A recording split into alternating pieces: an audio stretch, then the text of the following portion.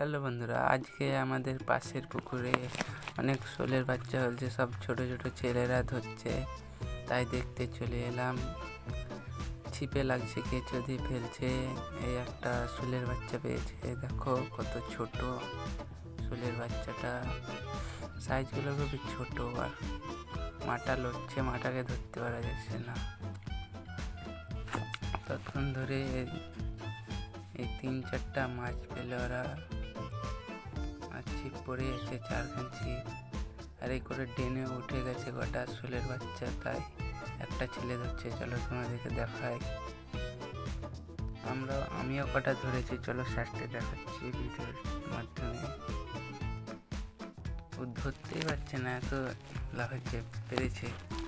দেখুন, এই সব ছোট ছোট শোলের বাচ্চা। এই আমিও 5-6টা ধরেছিলাম, তাই কাঁচের গ্লাসে ধুয়েছি।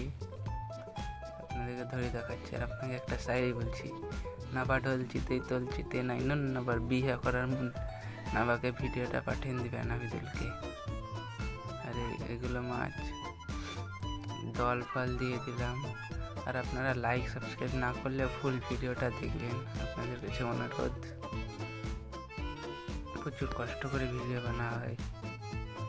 শোলের বাচ্চাগুলোকে পুকুরে ছেড়ে দেবো, এখন 2 দিন থাকবে এই বইমে কাচের। মাছগুলো ছোট ছোট, আর মাকে ধরতে পারলে কাজ হবে। কিচ্ছু করার নাই, এই থাক।